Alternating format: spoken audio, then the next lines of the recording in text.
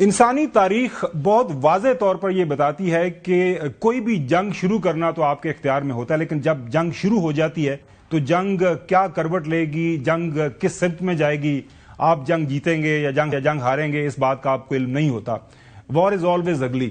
اور اس وقت جو ایران ورسز اسرائیل یا امریکہ اسرائیل ایک سائڈ پہ اور ایران ایک سائڈ پہ، رہتا پوری دنیا ہم کہہ سکتے ہیں فی الوقت جو ہے پوری مغربی دنیا ایک سائڈ پہ اور ایران ایک سائڈ پہ، یہ جنگ جاری ہے.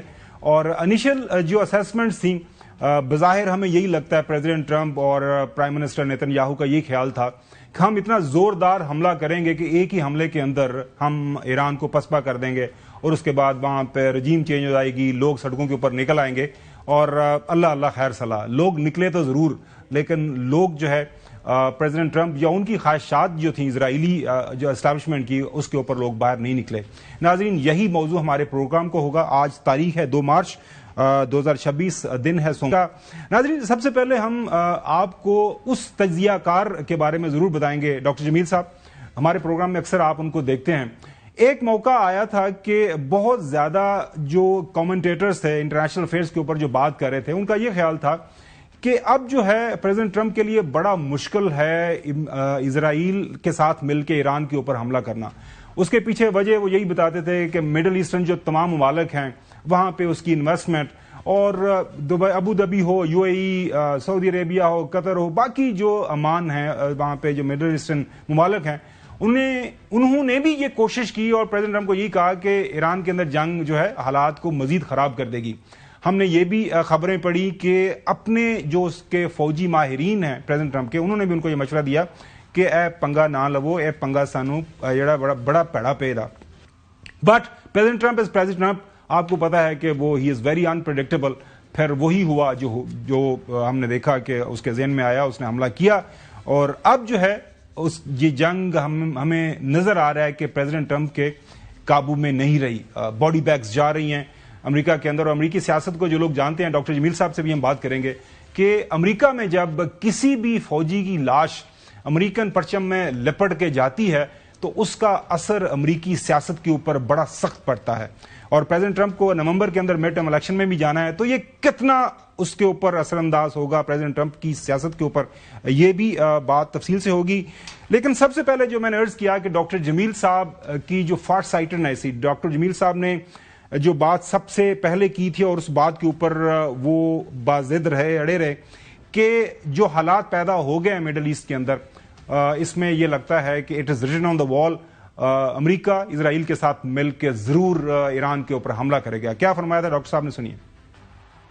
ایران والا ایشو جو ڈاکٹر صاحب بتائیے گا. رائٹنگز آن دا وال، ایران کا جو ہے نا، رائٹنگز آپ کے اس پروگرام کے تحت یہ ریکارڈ پر ہے، ہو جائے گی بات کہ رائٹنگز آن دا وال ہے. یہ سالوں کی بات نہیں ہے، یہ بس مہینوں کی بات معلوم ہوتی ہے. زیادہ سے زیادہ اس 1 سال کے اندر اسرائیل کی بڑی دیرینہ خواہش رہی ہے کہ کسی طریقے سے ایران کو مزید کمزور نہ. ڈاکٹر صاحب اس ایشو کے اوپر آئندہ ہفتے مزید آپ سے وقت، اور ایک بار پھر ڈاکٹر جمیل صاحب ہمارے ساتھ موجود ہیں. ڈاکٹر صاحب بہت شکریہ وقت دینے کے لیے. ڈاکٹر صاحب آپ کے اوپر جانے سے پہلے ہم آپ کو بیان سنوانا چاہیں گے عباس عراقچی، ایرانین وزیر خارجہ کا، کہ جو اس وقت امریکی خواہش ہے، جو بیرونی ورلڈ مغربی دنیا کی خواہش ہے کہ وہ کوئی رجیم چینج کریں، ہم ایسا ہونے نہیں دیں گے.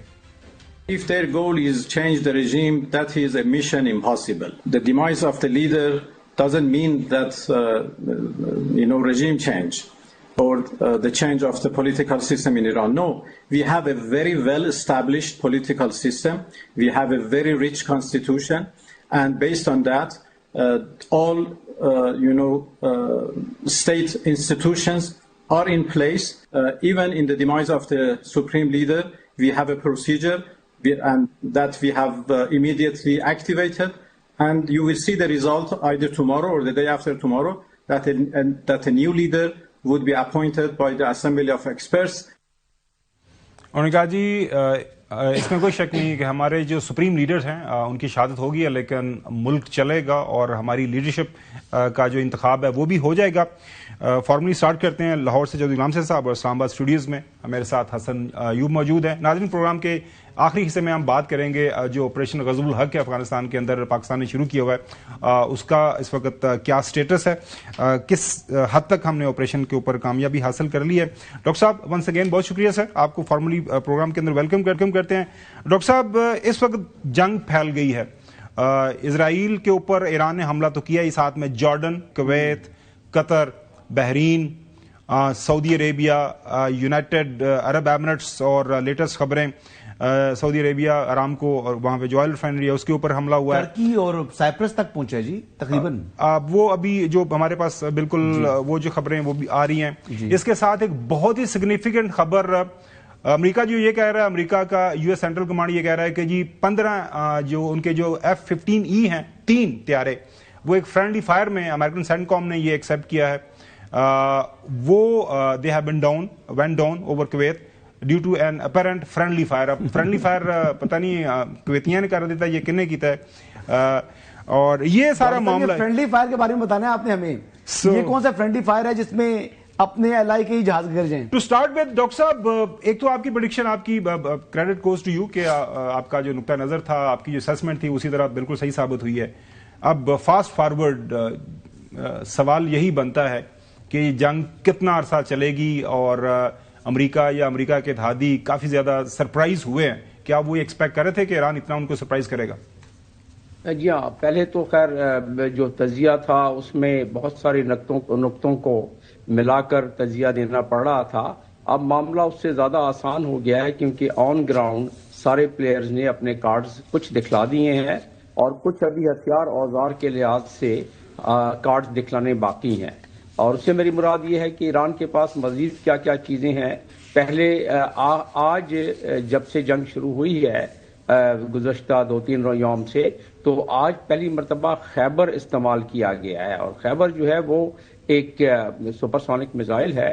اس کے کریکٹرسٹکس اور اس کی نقصان وہ کئی گنا زیادہ ہے باقی میزائلوں سے جو اب تک فائر ہوئے ہیں. تو لہٰذا اس کا مطلب یہ ہے کہ حدت اور شدت بڑھتی جا رہی ہے, اور اس کا مطلب یہ بھی ہے کہ یہ دلدل مزید اور اس نوعیت کا پہنچ رہا ہے کہ اس میں پیر تو رکھ لیا, لیکن اس سے چاہے ڈونلڈ ٹرمپ ہو یا باقی جو اب ان کے آج سے 2 دن پہلے تک یو کے کہتا تھا اور یو کے پرائم منسٹر کہتے تھے کہ ہم اپنے فیسلٹیز استعمال نہیں ہونے دیں گے, اور آج انہوں نے کہا کہ ہمارے الائز ہیں, بالکل ہماری فیسلٹیز استعمال کر سکتے ہیں. تو چیزیں نقشہ بدلتا تو جا رہا ہے. ایران کو دیوار سے لگا دیا گیا ہے, اور ایران کے پاس اب کوئی راستہ ہی نہیں چھوڑا کہ ایران کے پاس جو کچھ ہے, جو قوت ہے, جو صلاحیت ہے, اس کو استعمال کر کے جتنا جہاں تک آگے لے کے جا سکتا ہے. اپنا نقصان تو اس کو علم ہے کہ اس کے ملک یعنی ایران کو انہوں نے جس حساب سے وار مشین سامنے لا کے کھڑی کی ہے, دنیا کی 61% سب سے بڑی دنیا کی جو قوی قوت ہے امریکہ, جس کی سب سے بڑی عسکری طاقت ہے, سب سے بڑا بجٹ ہے 900 بلین سے زیادہ کا, اور جس کے مقابلے میں ایران جس کی 30 بلین سے بھی کم کی عسکری قوت ہے جو بجٹ کے لحاظ سے, تو اس کے سامنے اگر لا کے اتنی بڑی وار مشین کھڑی کی ہے تو یقیناً نقصان تو وہ کرے گا, لیکن اس نقصان کے عوض باقی کیا نقصان ہو سکتا ہے. آپ نے F-16 3 کی بات کی فرینڈلی فائر کے, ایران کہہ رہا ہے کہ نہیں جی F-15 کی کہ فرینڈلی فائر سے یعنی کہ جو ایئر ڈیفنس سسٹم ہے کویت کا, اس کی وجہ سے اس کو گرایا ہے, انہوں نے گرایا ہے. ایران تو کہہ رہا ہے کہ نہیں یہ ہم نے گرایا ہے. بہرحال یہ اگلے چند گھنٹوں میں مزید وضاحت اس کی آ جائے گی, سامنے آ جائے گی. جنگوں میں یہ انفارمیشن اور مس انفارمیشن اور سائیکو وارفیئر تو بہرحال چلتی ہے. ایران کے پاس اور کیا کیا ہے, میرے لیے آج کے لیے جو فکر کی بات ہے, ایک تو خیبر میزائل کا استعمال, ابھی دیکھیں کہ کتنے اور فائر ہوتے ہیں. آرامکو کا ایک معاملہ, اس کی فکر مند بات, اور دوسری جو دنیا کے سب سے بڑی گیس پروڈیوسنگ LNG جو ہے اس کا بند ہو جانا, یہ 2 چیزیں. اور اس سے پہلے جس طرح کل شب یا کوئی تقریباً 48 گھنٹے پہلے جو بند ہوا اسٹریٹ آف ہرمز, تو اس کی یہ 3 چیزیں. لیکن اس سے بڑی فکر مند بات یہ ہے کہ آج جو ناتان پر جس طرح کے رپورٹ ہو رہا ہے اس پہ حملہ کیا گیا ہے، اور ناتان پر اندازہ یہ ہو رہا ہے کہ وہ جو اسٹاک پائل ہے 60% یورینیم انریچمنٹ کا، ہو سکتا ہے کہ وہ وہاں ہو. اگر ایسا ہے تو پھر ظاہر اس کے ریڈیشن کے معاملات ہیں، اس کے اوپر مزید آگے بات کرتے ہیں. حسن ایوب صاحب، بہت سارے پاکستان کے اندر لوگ پریشان تو نہیں کہہ سکتے، حیران ہیں اباؤٹ ایرانین رسپانس. زیادہ لوگوں کا یہ خیال تھا، اگر میں غلط نہیں ہوں تو آپ بھی کسی حد تک، میرا بھی یہ خیال تھا کہ ایسا رسپانس نہیں ہوگا، ایسا نہیں ہوگا. میں کہتا تھا ٹھیک ہے اسرائیل کو ٹارگٹ کریں گے، تل ابیب پر جائے گی، امریکن بیسز کو دوحہ میں شاید ہٹ کریں، لیکن میں نے کبھی نہیں سوچا تھا کہ یعنی سعودی عرب ہٹ ہو رہا ہوگا، دبئی، ابوظہبی، کویت، مطلب کہاں کس کو چھوڑ دیا ہے، بحرین، ایون کہ اب تو سنا ہے کہ ٹرکی تک جا رہے ہیں ان کے جو میزائل سائپرس، یہ جو گریک سائپرس ہے، گریک سائپرس ہے، اچھا وہاں تک پہنچ رہے ہیں، تو مطلب وہ ٹرکی کے ساتھ ہی ہے نا جی، یورپ پہنچ گیا نا. سائپرس کا مطلب یہ ہے کہ آپ مڈل ایسٹ سے نکل کر آپ یورپ کو جا کے ٹچ کر رہے ہیں. اور یہ جو ان کے میزائل اگر سب بتا رہے ہیں کہ سپر سونک میزائل اب خیبر استعمال شروع ہو پڑا ہے، کیا اس سے بھی کوئی ایڈوانس ان کے پاس کوئی میزائل ہے؟ We don't know. اور کوئی اگر ایسا میزائل ہے تو کیا وہ کتنی رینج والا ہے؟ کیا انٹر کانٹیننٹل میزائل بھی ان کے پاس ہے؟ We don't know. کیونکہ گزشتہ 30 سالوں سے ایران اپنے میزائل ڈیولپ کر رہا ہے، اور جب یہ یعنی hyper sonic, super sonic missile جب آ رہی ہیں یا انٹر کانٹیننٹل میزائل اگر وہ ان کے پاس ہے تو وہ تو سیریسلی تھریٹ ہوگا. پھر آگے اگلی بات یہ ہے کہ جو بات کہہ رہے تھے ڈاکٹر صاحب کہ $30 ارب کا بجٹ ہے، میرے خیال کے مطابق اس پارٹ آف دا ورلڈ میں $30 ارب کا بجٹ جو ہے وہ امریکہ کے $60 ارب کے بجٹ کے برابر ہوگا، کیونکہ جتنی انفلیشن اس طرف ہوتی ہے اور یہاں پر جس طریقے سے سستی طریقے سے آپ چیزیں مینج کر سکتے ہیں وہ کافی فرق پڑ جاتا ہے، یعنی اس خطے کا اور امریکہ کے خطے کا. دو باتیں. تیسری چیز یہ ہے کہ ایرانیئنز نے یہ چیز ثابت کر دی ہے کہ وہ جھکیں گے نہیں، مطلب ان کی جو پرائیڈ ہے اس سے اوپر وہ کسی چیز کو تصور نہیں کرتے. وہ مر سکتے ہیں لیکن وہ جھک نہیں سکتے. آیت اللہ خامنۂ سپریم لیڈر کی شہادت کے بعد انہوں نے یہ اٹیک کیا ہے دنیا کے اوپر، یہ اس سے پہلے نہیں کیا. ان کی یعنی اسیسینیشن جسے امریکہ کہتا ہے اور ہم لوگ شہادت کہتے ہیں، ان کی شہادت کے بعد انہوں نے یہ تمام اٹیکس کیے ہیں اور ابھی اٹیک جاری ہیں. میرے خیال کے مطابق ایران کے پاس مزید سرپرائزز ہیں. کیا سرپرائزز ہیں؟ ایران نے سرپرائزز ہیں. اور آخری بات، اور ایران نے جو ٹائم گین کیا تھا مذاکرات کا ان کے ساتھ، جو ڈائلاگز ہو رہے تھے امریکہ کے ساتھ، وہ اپنی اسٹریٹجی ڈیزائن کر رہا تھا کہ میرے ساتھ انہوں نے یہ کرنا ہی کرنا ہے. تو اس کا جواب میں یہ دوں. ناظرین، اسٹریٹجی کیا تیار کی تھی، ڈیزائن کی ہوئی تھی ایرانین گورنمنٹ نے، وہ آپ کے سامنے رکھتے ہیں. علی لاریجانی ان کے جو نیشنل سیکورٹی ایڈوائزر ہیں، ان کی تحریر سوشل میڈیا کے اوپر ہمارے سامنے آئی ہے. وہ کہتے ہیں کہ ایران جو ہے امریکہ کے برعکس جو ہم نے پوری تیاری کی ہوئی تھی ایک لمبی جنگ کی، اور جس کے لیے ہم تیار ہیں. اس کے بعد وہ کہتے ہیں کہ as in the past 300 years Iran did not start this war and our brave armed forces have not engaged in any attacks except in defense.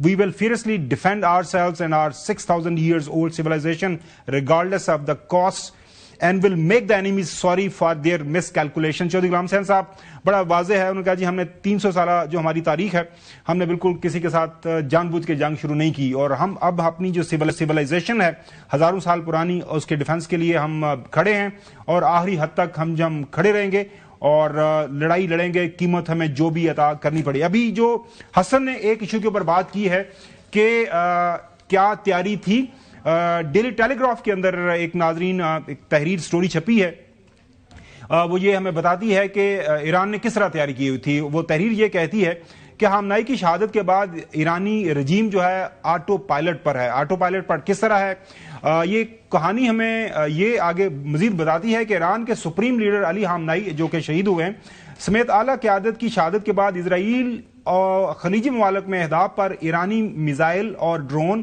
حملے نئی عبوری قیادت کے احکامات پر نہیں کیے جا رہے، بلکہ خامنائی کی وضع کردہ جنگی حکمت عملی کے تحت آٹو پائلٹ سکیم کے تحت ہو رہے ہیں، جو کہ علی خامنائی اپنی شہادت سے پہلے ایک سکیم ترتیب دے گئے تھے. سکیم کے تحت جنگ سے پہلے بہت پہلے مقامی کمانڈرز کو اہداف کی لسٹ دے دی گئی تھی. جنہیں وہ نشانہ بنا رہے ہیں۔ جنگ کی صورت میں اہداف کا پلان ہامنائی اپنی زندگی میں دے چکے تھے، اگرچہ قیادت شہادت ہو چکی، کمیونیکیشن سسٹم معطل ہے، کمانڈ اینڈ کنٹرول سسٹم بھی موجود نہیں ہے۔ ایسے میں جونیئر افسران عبوری قیادت کے نئے احکامات کا انتظار کیے بغیر جنگ سے پہلے کے اقدامات پر عمل کر رہے ہیں، اور ایران کے جوابی حملے اس حکمت عملی کے تحت جاری ہیں۔ برطانوی اخبار مزید یہ بات کرتا ہے کہ ایران کی طرف سے اس وقت جو بھی میزائل یا ڈرون فضا میں بلند ہوتا ہے تو اس کا مطلب ہے کہ جونیئر افسران جنگ سے پہلے کی ہدایت پر عمل کر رہے ہیں۔ یہ حکمت عملی آخری میزائل اور آخری ڈرون تک جاری رہے گی، اور جب تک ان کے لانچرز تباہ نہیں ہوتے یہ خود نشانہ نہیں بن جاتے برطانوی اخبار جو ہے یہ بھی بات کرتا ہے کہ ایرانی میزائل یونٹس زیادہ تر جو ہے زگروس کے پہاڑوں میں یعنی بہت گہرائی میں کام کر رہے ہیں، اور ایران نے 1500 میزائلوں اور 100 لانچر سے جوابی کارروائی شروع کی، تاہم امریکی اور اسرائیلی حملوں کے بعد اسے میزائل لانچرز کی کمی کا سامنا ہو سکتا ہے۔ چودھری غلام صاحب، آپ بھی ان لوگوں میں آپ کا بھی شمار ہوتا ہے کہ آپ کا بھی یہ خیال تھا کہ کم وقت میں ایران یہ جنگ لڑے گا اور آخری دم تک لڑے گا؟ چودھری صاحب نہیں تو آپ نے دیکھ لیا نا کہ جو یعنی اسرائیل اور امریکہ نے جو مقاصد اس جنگ کو مسلط کرنے کے لیے واضح کیے تھے وہ کوئی سمجھ سے باہر ہے، کہ آپ کو ایک بندے کا چہرہ پسند نہیں ہے تو آپ اس ملک کو حملے کر دیں، کبھی وینزویلا والے کو اغوا کر کے لے آئیں، کبھی ایران والوں پر حملہ کر دیں اور ان کی لیڈرشپ کو قتل کر دیں۔ یہ ایرانیوں کے بارے میں انہوں نے کوئی مغالطے غلط ہیں۔ جب شہنشاہ کے خلاف انقلاب آیا تو بنی صدر، یہ اب ایک نام مجھے یاد ہے، پوری کراپ ان کی جو تھی وہ ختم ہو جاتی تھی، پھر دوسرے اسمبلی پوری چلی گئی، تو میں اس میں نہیں زیادہ جانا چاہتا۔ تو وہ اس وقت ایرانی قوم جو ہے اپنے رہبر کی شہادت کے بعد وہ متحد ہو گئی ہے اسرائیل اور امریکی عزائم کے خلاف، نہ کہ وہ جو رجیم چینج کا فارمولہ لے کے یہ وہاں گئے تھے۔ تو ابھی تک تو ان کو بری طرح ناکامی ہوئی ہے۔ اب جو یہ تباہی کر رہے ہیں ایران میں، یہ پہلے سے ایرانیوں کے ساتھ ایسے ہی کر رہے تھے، لیکن اب جو ہے امریکہ اور اسرائیل دونوں کے جو وائٹل ان کے جو بیسسز ہیں، جو ان کے وہاں انہوں نے ذخیرہ کیے ہوئے تھے ہتھیار پورے مڈل ایسٹ میں، اسرائیل میں اور ارد گرد میں، ہر طرف ایران کی ان کے میزائلز کی اور ان کے حملوں کی بارش جاری ہے، اور اس نے اس وقت تک ایران کو شکست نہیں ہوئی۔ بظاہر اسرائیل اور امریکی عزائم کو شکست ہوتی نظر آ رہی ہے۔ اچھا ڈاکٹر صاحب، ماضی کے اندر ٹرمپ جب اپنی الیکشن کمپین اور الیکشن کمپین کے بعد بھی آپ کا پتہ فرسٹ ٹائم ان کی ہوئی تھی، ایک کنسسٹنٹ پالیسی ان کی ایک اینٹی وار رہی۔ انہوں نے ماضی کے جو امریکی صدور ہیں ان کے اوپر تنقید کی کہ $8 ٹریلین 8 کھرب ڈالر مشرق وسطیٰ کی جنگوں کے اوپر آپ نے ضائع کیا۔ کیا کہا سنیے؟ We've spent $8 trillion in the Middle East and we're not fixing our roads in this country. How stupid is it? And we're not fixing our highways, our tunnels, our bridges, our hospitals even, our schools even. It's crazy. The war in Iraq, we spent $2 trillion, thousands of lives. We don't even have it. Iran is taking over Iraq with the second largest oil reserves in the world. Obviously, it was a mistake. So George Bush made a mistake. We can make mistakes, but that one was a beauty. We should have never been in Iraq. We have destabilized the Middle East. I will tell you, you're not going to have a war with me, and you're not going to have a third world war with me. That I can tell you. ہم نے وہ کہہ رہے ہیں کہ ماضی کے اندر D stabilise کیا، ایون انہوں نے ریپبلکن جو پریزیڈنٹ ماضی کے اندر پریزیڈنٹ بش جب عراق کے اندر انہوں نے جنگ کی ان کو بھی تنقید کا نشانہ بنایا، اور پریزیڈنٹ ٹرمپ نے اوباما کو بھی کہا، انہوں نے اپنے لوگوں کو اس زمانے میں جب یہ جا رہے تھے کہ یہ اپنے ری الیکشن کے لیے ہو سکتا ہے ایران کے اوپر حملہ کر دیا۔ آپ دیکھیں بہت ماضی کی 2012 کی ان کی ایک تحریر ہے اس وقت کے ٹویٹر کے اوپر، Barack Obama will attack Iran in order to get reelected. یہ جنوری 18 2012 کی ان کی ایک تحریر ہے۔ آپ اندازہ کریں کہ ہم فاسٹ فارورڈ 2026 میں ڈاکٹر صاحب آتے ہیں تو پھر کون سچا ثابت ہوا کون جھوٹا ثابت ہوا؟ سوال میرا آپ سے یہی ہے، کتنی بڑی ایک مس کیلکولیشن آپ کو لگتا ہے کہ ڈاکٹر صاحب یہ پریزیڈنٹ ٹرمپ سے ہو گئی ہے, ان سے کروائی گئی ہے, یہودی لابی نے کی ہے, یا پھر اسرائیل نے کروائی ہے, یا انہوں نے خود اپنی عقل استعمال کی ہے؟ ڈاکٹر صاحب, تمام کے تمام جتنے بھی صدور پچھلے 3-4 دہائیوں میں گزرے ہیں امریکہ کے, ہر ایک پر کسی نہ کسی قسم کا پریشر اسرائیل کی طرف سے یا اسرائیلی لابی خاص طور پر اس کے طرف سے پڑا ہے. مجھے ذاتی طور پر نالج ہے, میری پوسٹنگ نیو یارک میں بھی رہی ہے, اور ذاتی طور پر مجھے نالج ہے کہ یہ اسرائیلی لابی ایپیک کے تھرو جب الیکشن میں کوئی کانگریس پرسن کھڑا ہوتا ہے تو اس سے کیا کیا انڈرٹیکنگ لیتے ہیں اور اس کی ایوز اس کو کس کس چیز سے نوازتے ہیں. تو اس کا مطلب یہ ہوا کہ انفلوئنس کانگریس پر بھی, انفلوئنس اسٹیٹ ڈپارٹمنٹ پر بھی, اور پینٹاگون اور باقی تمام ڈپارٹمنٹس پہ, اور آج سے نہیں, اس پر بہت پہلے سے کام ہو رہا ہے. دراصل میں نے ذکر کیا ہے اور کرتا رہا ہوں کہ اس کی تاریخ بڑی پرانی ہے. 1897 میں جو فیصلے ہوئے تھے وہ آہستہ آہستہ آہستہ ابھی تک اس پہ عملداری جاری ہے, اور یہ اسی کا پیش خیمہ ہے کہ اسرائیل کی یہ خواہش پوری ہو گئی. آپ نے غور کیا ہوگا, ہم ذکر کرتے رہے ہیں ان چینلوں پر کہ نیتن یاہو کا لاسٹ وزٹ جو تھا وائٹ ہاؤس میں, وہ بیک ڈور سے داخل ہوئے تھے اور ایک طویل عرصہ وہاں گزارا تھا. اس سے پہلے کافی حد تک, یہ اٹیک سے کوئی 10 دن پہلے کی بات ہے, تو کافی حد تک اس سے پہلے ایپیک اپنا کام کر چکی تھی. تو اس کا مطلب یہ ہے کہ پس منظر میں یہ ساری باتیں چل رہی تھیں. جہاں تک پولیٹیشنز کا تعلق ہے, وہ الیکشن کیمپین کے دوران چلے جو ساری باتیں کرتے ہیں اس میں سے عملداری پوری نہیں ہوتی, لیکن ٹوٹل 180 ڈگریز جو ہے ڈفرنٹ ہو جانا اور دعوے دار ہوتے رہنا کہ جی میں تو امن کا دائی ہوں, اس سے ہٹ کر اتنی بڑی جنگ دنیا کی سب سے. ڈاکٹر صاحب, یہ ساری چیز ہمارے سامنے, اب یہ انفولڈ کس طرح ہونے جا رہی ہے جنگ, یہ آپ کی اسیسمنٹ نے آئندہ آپ بھی کر لیں ساتھ تک اکٹھا جواب. ڈاکٹر صاحب ساتھ میرے سوال بھی لے لیجیے گا کہ دیکھیں, جیسے خاور گمن صاحب نے شروع میں بتایا تھا کہ جو ان کے قومی پرچم میں لپٹی ہوئی جب باڈیز بیگز واپس جاتے ہیں نا, تو وہ بڑا امپیکٹ ڈالتے ہیں وہاں پر. اور وہ اس کے اوپر جب ویتنام کی وار میں, ویتنام نے ان کو شکست نہیں دے دی تھی امریکہ کو, اسی طرح باڈیز جو بیگز واپس گئے تھے اور پھر لوگ سڑکوں پر آگے تھے کہ انہوں نے کہا تھا کہ بھائی یہ جنگ نہیں چاہیے. تو یہی چیز بظاہر اس مرتبہ بھی نظر آ رہی ہے. اور پلس جو ریئیکشن دیا ہے ایران نے, جس طریقے سے اب پینک کی سچویشن بن چکی ہے, ایئر جو سپیس ہے وہ بند ہو چکی ہے, وہاں سے فلائٹیں مڈل ایسٹ سے واپس نہیں جا رہی, تو یورپین اور امریکی شہری بھی پھنس چکے ہیں اس وقت خلیجی ممالک کے اندر. تو کیا یہ کتنا پریشر ہوگا پریزیڈنٹ ٹرمپ کے اوپر؟ اچھا ڈاکٹر صاحب, اس سوال کا جواب, ایک چھوٹی سی بریک لینی ہے, میں واپس آپ کے پاس آتا ہوں. ڈاکٹر صاحب ویلکم بیک. ڈاکٹر صاحب اپنے سوال دوبارہ سے ریفریش کر دیتا ہوں. حسن نے یہ پوچھا ہے کہ اب کس طرح یہ امپیکٹ کریں گے جو باڈی بیگز جانا شروع ہو گئے ہیں واپس امریکی فوجیوں کے, جنگ کس طرح انفولڈ ہوگی. اور ساتھ میں جو بڑا اہم ایشو سامنے آ رہا ہے, جو مشرق وسطیٰ کے ممالک ہیں ان کے جو پریزیڈنٹس صدور ہیں, جو شہنشاہ ہیں, وہ کہہ رہے ہیں کہ ساری سیکیورٹی جو ہے, سیکیورٹی اپریٹس جو ہے امریکہ کا, وہ تو صرف اسرائیل کے لیے, ہمارے لیے تو کچھ نہیں ہے. تو اب وہ جو میزائل کا تحفظ ہے وہ تو صرف اسرائیل کے لیے, تو اس کے اوپر روشنی ڈالی ہے کہ what is going to happen in coming days and weeks.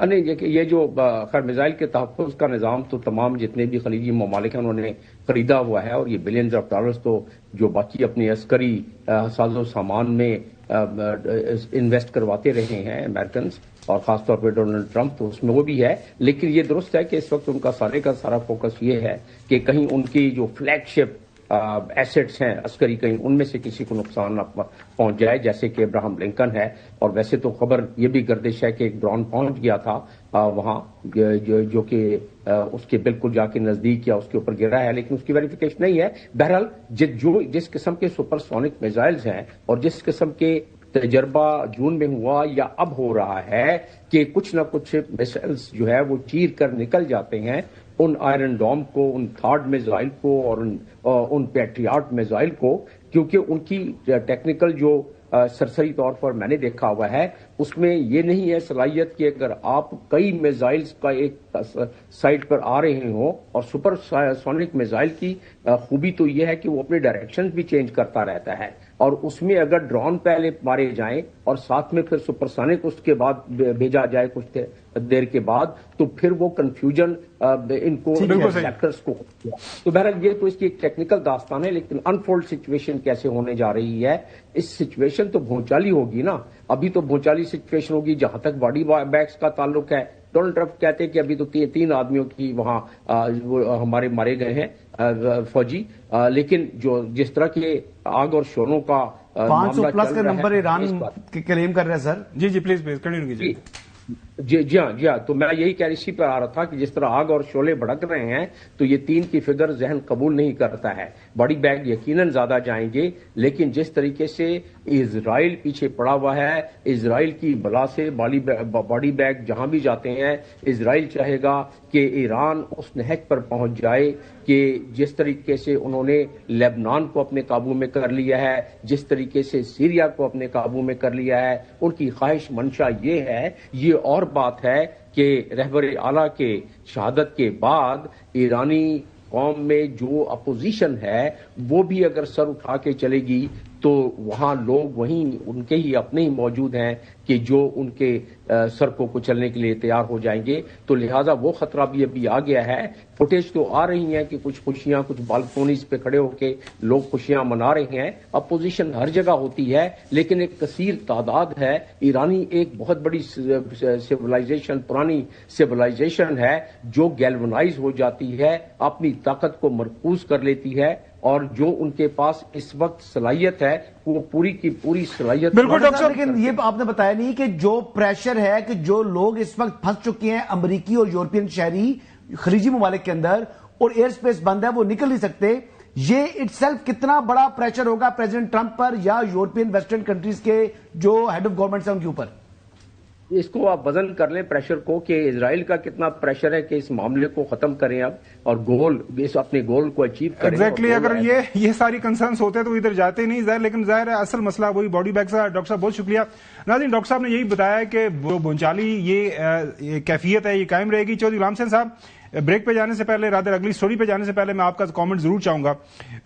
آپ کا تجربہ کیا کہتا ہے کہ آپ کا پہلے بھی اسیسمنٹ اس کے اوپر کافی صحیح ثابت ہوئی تھی، آپ کو لگتا ہے کہ ایران جو ہے کوئی درمیانی راستہ تلاش کرے گا؟ کیونکہ ایران کے اندر جو ایک 3 رکنی ایک کونسل بن گئی ہے، ایک تو ان کے جو پریزیڈنٹ پزشکیاں اس کا حصہ ہے، ایک ان کے ہیڈ آف جوڈیشری وہ ان کا حصہ ہے، اور ان کی جو سینئر کلرک ہیں علی خامنائی کے بعد مسٹر علی رضا وہ اس کا حصہ ہے. وہ ظاہر رن کریں گے اور اپنا وہ کہہ رہے ہیں کہ نئی ان کی جو قیادت ہے اس کی بھی الیکشن ہو جائے گا آئندہ چند دنوں کے اندر. چوئی صاحب، مطلب خاور گومن صاحب، آپ اتنے سنجیدہ تجزیہ کار ہیں اور آپ کو خود نظر بھائی یہ جنگ ایران نے انوائٹ ہی نہیں کی. بالکل صحیح. یعنی ایران تو آخری دن تک وہاں بات چیت میں شامل تھا، انہوں نے دھوکے سے وہاں حملے کر کے ان کے لیڈر کو شہید کر دیا ہے اور کئی دوسروں کو بھی ساتھ. تو اب ایران کے پاس سوائے اس کے کوئی چارہ نہیں کہ وہ آخر تک لڑے. اور جو یعنی میں یہ سمجھتا ہوں کہ پچھلے سال جون کے واقعات کے بعد اس دفعہ جو ایرانی رسپانس ہے وہ امپروومنٹ ہے ان کی ملٹری طاقت کی. پچھلے واقعات سے اس وقت جو کر رہے ہیں انہوں نے کافی حد تک امریکہ اور اسرائیل کو زچ کر لیا ہے.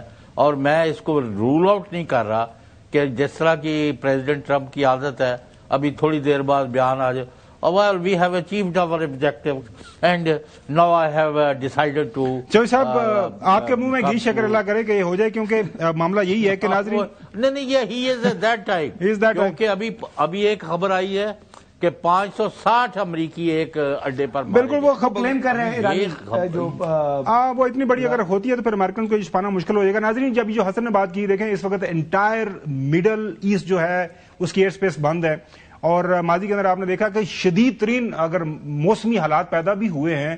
پچھلے دنوں آپ نے دیکھا UAE کے اندر سیلاب آ گیا تھا، لیکن ان کا ایئرپورٹ انہوں نے 24 گھنٹے سے زیادہ بند نہیں کیا تھا. اتنی میسو وہاں پہ ایئر ٹریفک ہوتی ہے. سعودی عربیہ، قطر ہے، بحرین ہے، عمان ہے، اور ساتھ میں اسٹریٹ آف ہرمز کے اندر وہ جو ایک گزرگاہ ہے، پانی کی گزرگاہ جس سے 20% جو تیل کی ضروریات ہیں پوری دنیا کی وہ وہاں سے گزرتی ہیں، وہ بھی آپ دیکھ سکتے ہیں سامنے. وہ بھی اب موجودہ صورتحال میں بند ہے. وہاں سے بڑی بڑی جو آئل کمپنیز ہیں انہوں نے اپنی ٹرانسپورٹیشن روک دی ہے. یہ ناظرین اسٹریٹ آف ہارموز آپ دیکھ سکتے ہیں. ظاہر ہے براہ راست ایران کے زیر اثر ہے، ایک سائڈ پہ UAE ہے، عمان ساتھ آپ دیکھ سکتے ہیں. انٹرنیشنل میڈیا کیا رپورٹ کر رہا ہے؟ دا ڈیلی ٹیلی گراف کی خبر ہے کہ oil surges to 7 month high as Iran war hit supply. یہ ٹیلی گراف کی خبر ہے. اس کے بعد بلومبرگ کی خبر دیکھ لیں. Saudi Arabia's biggest oil refinery halts after drone attack. ظاہر ہے اس کے اوپر جب حملہ ہوا ہے تو وہ بھی سپلائی رک گئی ہے. UAE halt stock markets for 2 days after Iran strikes. اس کے اوپر ہم نے دعوت دی ہے اپنے پروگرام میں. ہمارے ساتھ موجود ہوں گے ڈاکٹر خاقان نجیب صاحب. ان سے جانیں گے کہ یہ جو اکنامک امپیکٹ ہے معیشت جو دنیا کی جو اس کو ایک اب ظاہر ہے ایک دھچکا لگا ہوا ہے, یہ کس طرح برداشت کرے گی. پاکستان میں آپ نے دیکھا ہماری اسٹاک جو مارکیٹ ہماری گر گئی ہے, ہماری آئل سپلائیز کو ظاہر آنے والے دنوں کے اندر افیکٹ ہوتی ہیں, تو پاکستان کے اندر پرائسز آلریڈی تیل کی قیمتیں بڑھ گئی ہیں, اس کے اوپر کیا اثر پڑے گا. بہت شکریہ وقت دینے کے لیے ڈاکٹر صاحب. جس طرح میں نے عرض کیا کہ اس وقت پوری دنیا جو ہے بیکاز آف دس ایران اسرائیل یہ جو واقعہ چل رہا ہے, جنگ ہو رہی ہے, جو ٹریڈ روٹس ہیں وہ انڈر اسٹریس ہیں. اسٹریٹ آف ہارموز آپ کو پتہ بند ہو گئی ہے. آئل سپلائیز جو ہیں 20% یہاں سے گزرتی ہیں وہ بند ہیں. انٹائر مڈل ایسٹرن جو ورلڈ ہے ایئر اسپیس ان کی بند ہو جانا میرے خیال میں یہ جو موجودہ دنیا کا ایک بہت بڑا واقعہ ہوا ہے, کیونکہ ریسنٹ پاس میں ہم نے کوئی ایسا واقعہ نہیں ہوتے ہوئے دیکھا. سو پاکستان کے اندر بھی آپ دیکھیں, پاکستان جیسا ملک ہے اس کے اوپر بھی اس کا امپیکٹ آ رہا ہے. سو اگر سوال میں اگر یہ پوچھوں کہ اگر جنگ خدا نخواستہ یہ کنٹینیو کرتی ہے, امریکن پریزیڈنٹ کو یا اسرائیلی پرائم منسٹر کو اگر ہوش کے وہ ہوش کے ناخن نہیں وہ لیتے, عقل نہیں آتی, تو پھر یہ کیا ہونے جا رہا ہے. تو ایک تو ہم نے یہ دیکھا ہے کہ جیو پالیٹکس کا ایک بہت بڑا اثر اکنامک ہوتا ہے, تو ہمیں یہ سمجھنا ہے. دوسری بات یہ ہے خاور صاحب کہ اب جو اگر last conflict U S Iran کا جو ہوا تھا وہ 12 ڈیز پہ محیط تھا. سو ایک تو یہ ڈپینڈ کرے گا کہ یہ کنفائنڈ رہتا ہے جیسے اسٹرائکس پہ ہی ہے یا یہ پھیل جاتا ہے. لیٹس ہوپ کہ کنفائنڈ رہے اور پھیلے نہ, اور اگر ہم اسی کو لے کر آگے چلیں جیسے کہ ایئر اسٹرائکس ہو رہی ہیں اور میسائل اسٹرائکس ہو رہی ہیں, اور ایک تصفیہ اگلے آنے والے 10, 15, 20 دن جب بھی ایک مطلب براڈ دیکھیں, حالانکہ اس وقت یو ایس کا خیال ہے کہ یہ 4 ہفتے 5 ہفتے کھینچنا پڑے گا. سو آپ نے ایک تو کہا وہاں سے 20% تیل جاتا ہے, یہ بھی یاد رکھیے کہ 25% دنیا کی LNG جو ہے وہ بھی وہاں سے گزرتی ہے. بالکل صحیح. So that's very very important right. اور اس وقت ایک ابھی جو چیز ہوئی ہے 1 گھنٹہ پہلے 2 گھنٹہ پہلے وہ یہ ہوئی ہے کہ قطر کی ایک جو گیس پائپ لائن ہے وہ بند ہو گئی ہے. قطر کی ایک گیس فیسلٹی جو ہے انہوں نے بند کر دیا ہے, اور گیس کی prices have just spiked up. ابھی میں نمبر دیکھ رہا تھا and spiked up quite a bit. تیل بھی $80 کے قریب ہے, سو 12% بڑھ گیا ہے. ایک تو یہ ہے. سو کیا 80 اور 100 کے درمیان ہی ہم اس کو مینج کر لیں گے؟ اگر تو کانفلکٹ کنفائنڈ رہا, اسی طرح کا رہا, آل اوور بریک اپ نہ ہوا, تو پھر تو میرا خیال ہے کہ ایسے پلے کرے گا. دوسرا آف کورس یہ ہے کہ گلوبل انفلیشن بڑھتی ہے. اس کا ایک بہت بڑا امپیکٹ ہے خاور صاحب, وہ یہ ہے کہ امریکہ خود اپنے جو انٹرسٹ ریٹ ہے نا وہ گھٹا رہا ہے, اور یہ ایک پریڈکشن یا جو ہم کہتے ہیں فور کاسٹنگ ہوئی تھی کہ اگلے 2-3 کٹس آئیں گے اس سال میں, وہ اگر نہیں آتے تو پاکستان کے لیے بھی گلوبل اکانومیز کے لیے بھی ہائٹنڈ ریٹس رہیں گے. That's very very important. اسی وقت IMF اور جو دوسرے ادارے انٹرنیشنلی دیکھتے ہیں جو گلوبل گروتھ ٹارگٹ ہے, میرا خیال ہے وہ شیو آف ہو جائے گا تھوڑا سا, 0.5% تک ہو سکتا ہے, اس سے زیادہ بھی ہو سکتا ہے. سو اس کو دیکھنا پڑے گا.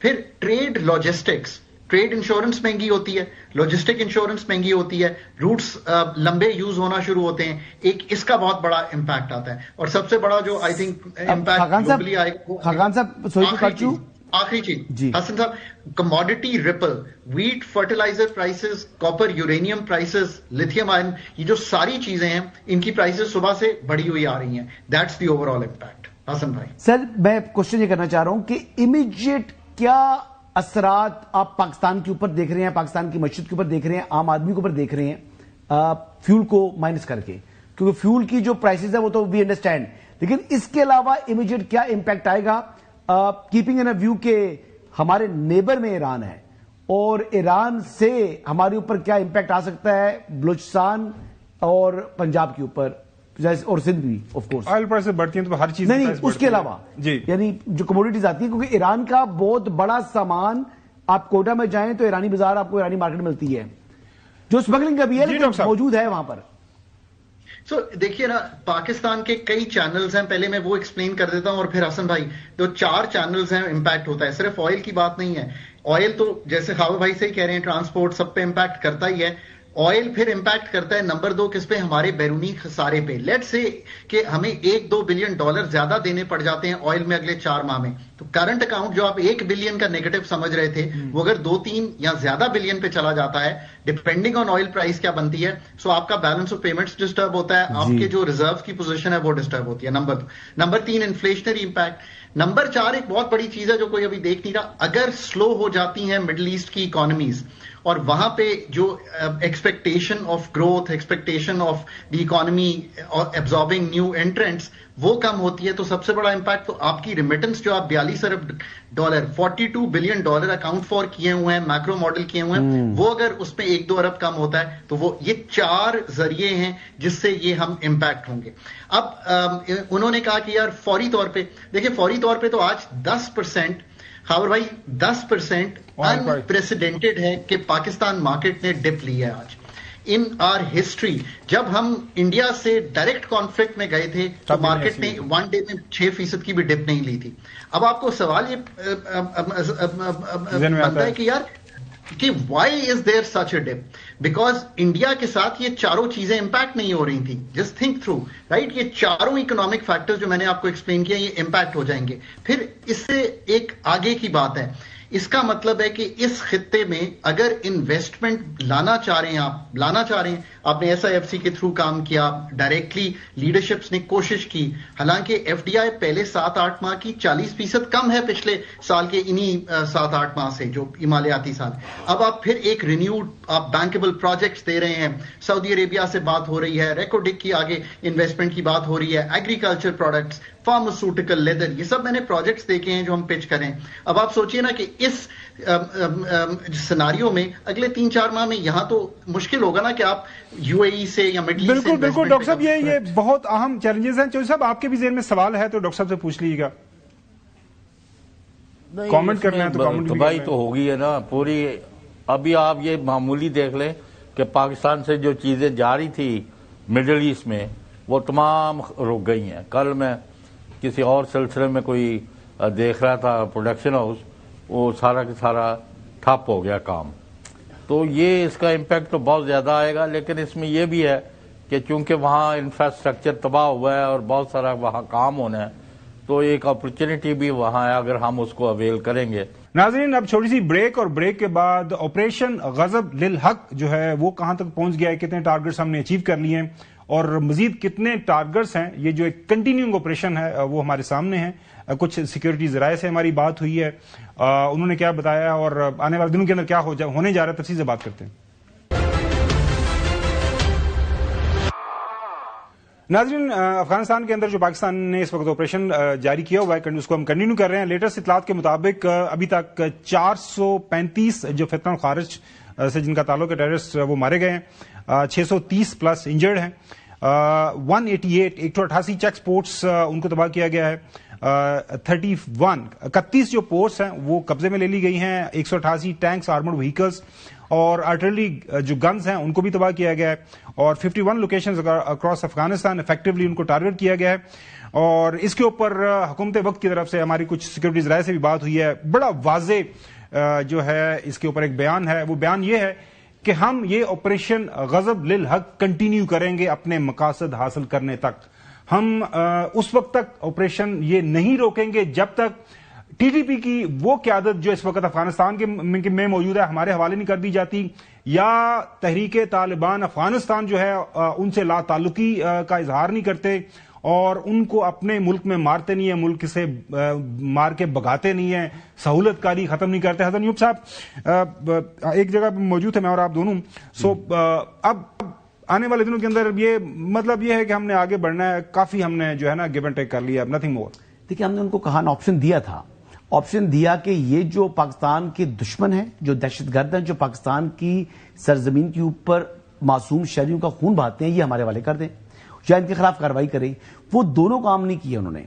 तो फिर पाकिस्तान ने उनको एक चीज वाजे कर दी कि अब जब भी पाकिस्तान के अंदर दहशतगर्दी होगी तो उसकी कॉस्ट जो तहरीके तालिबान अफगानिस्तान है इनको पे करनी पड़ेगी।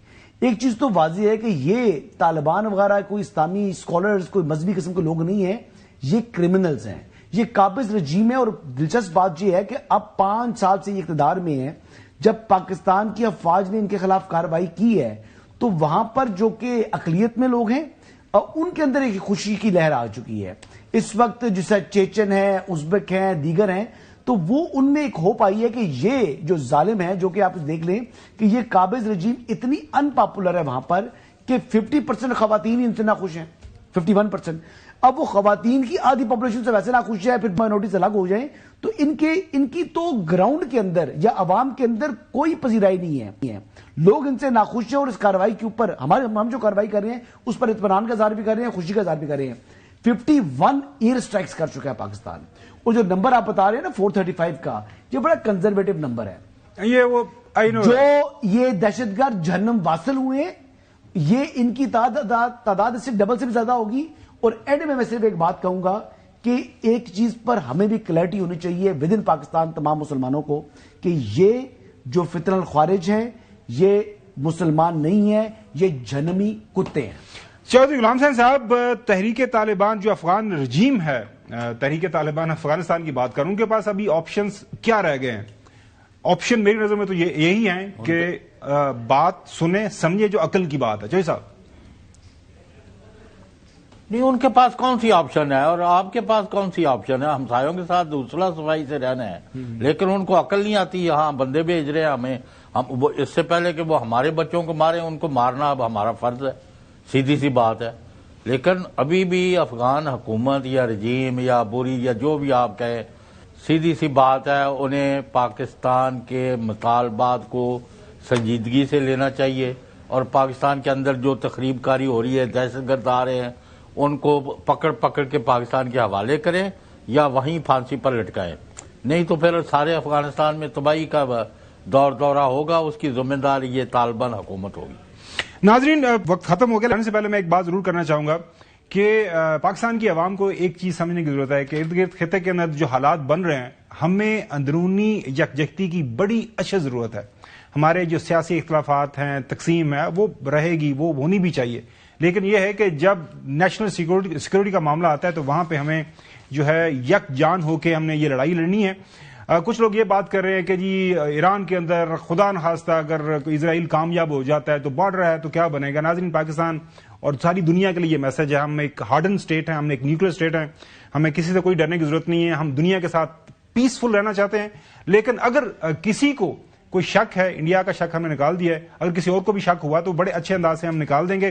آپ کی فائنلی لاسٹ بات یہ تھی کہ جو ڈور سٹیپ پر اسرائیل آ جائے گا تو وہ انڈیا کا اور ان کا جو تعلق ہے وہ کسی سے ڈھکا چھپا نہیں ہے، تو وہ ڈور سٹیپ پر ہمارے پر موجود ہے، اور ہمارے کے حق کے اندر بھی وہ ڈور سٹیپ ناظرین آج کے لیے اتنا ہی، وہ ساری دنیا نے دیکھ لیا. آج کے لیے اتنا ہی، انشاءاللہ دوبارہ ملاقات ہوگی. اجازت دیجیے گا، اللہ حافظ.